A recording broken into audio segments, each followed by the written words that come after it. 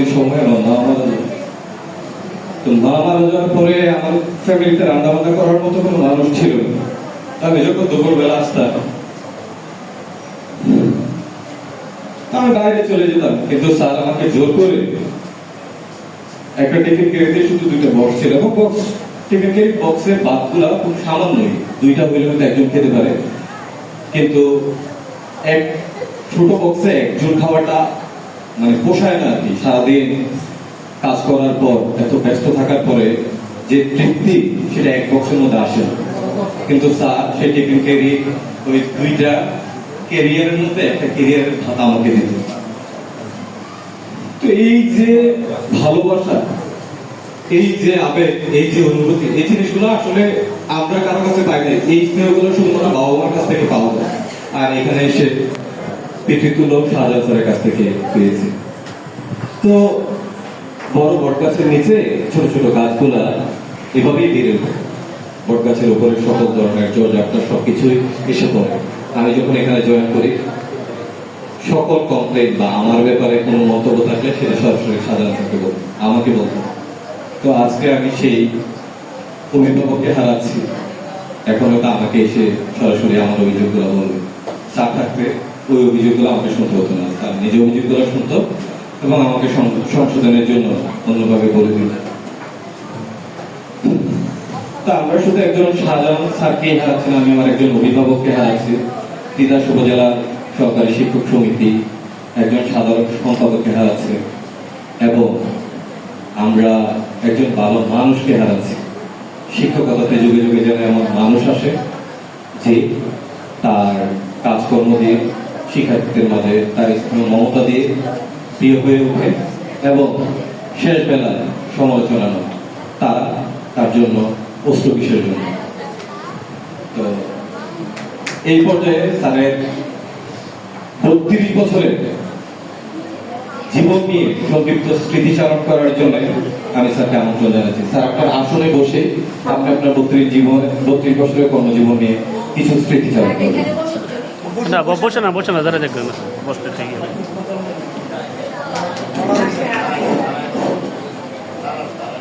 দাঁড়ায় দেন।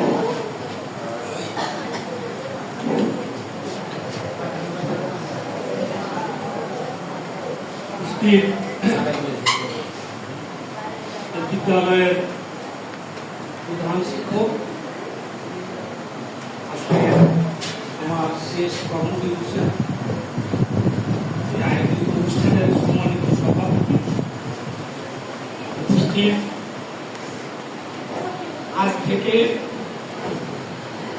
32 বছর আগে আমি যাকে অভিভাবক হিসেবে পেয়েছিলাম, আজও এই অভিভাবক এই অনুষ্ঠানে প্রধান অতিথি আলহাজ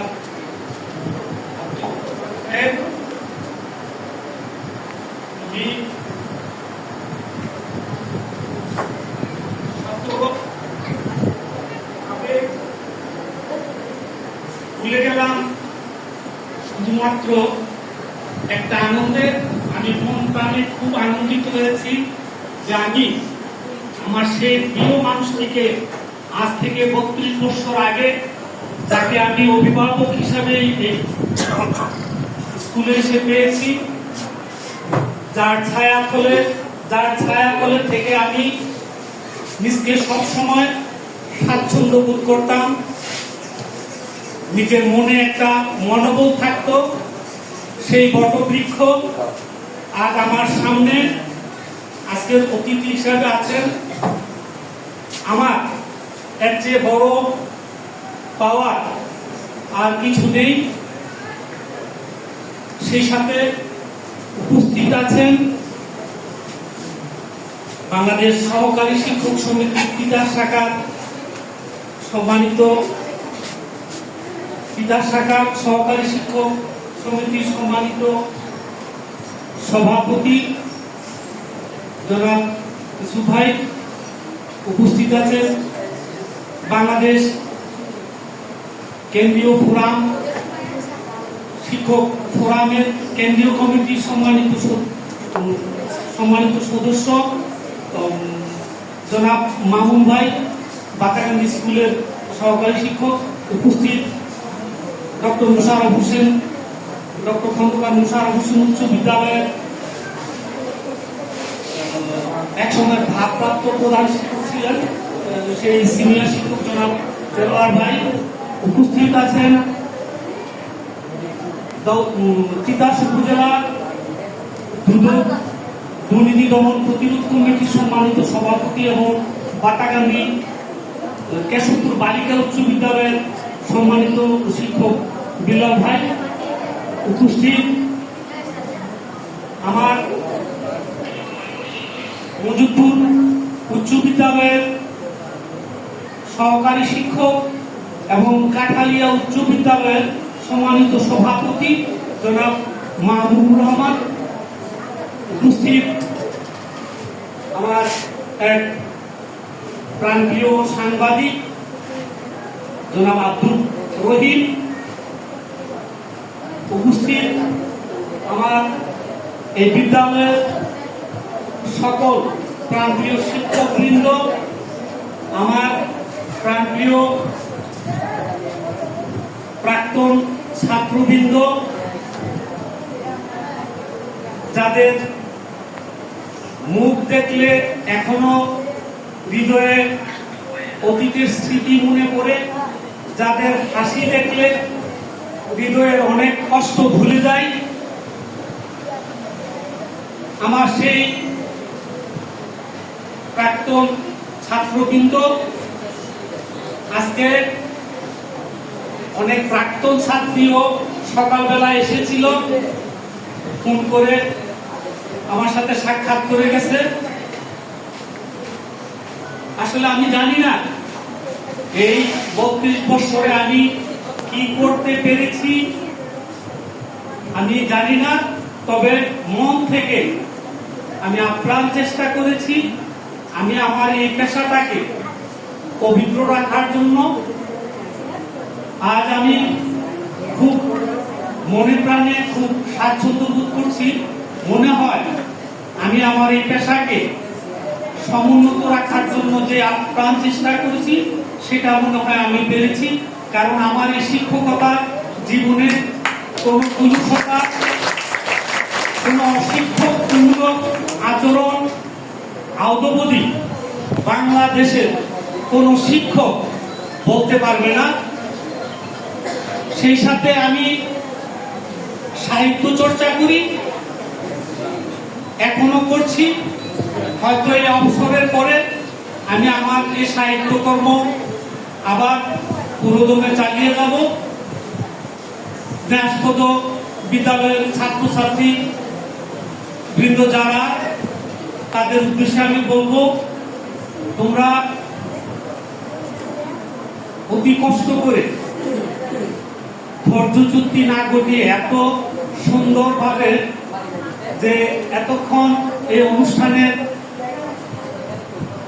বক্তাদের বক্তব্য শুনলা এবং আমাকে বিদায় জানানোর জন্য এই যে এতক্ষণ ধৈর্য সহকারে বসে আছো, তার জন্য আমি তোমাদের জন্য মন থেকে প্রাণ খুলে দোয়া করব।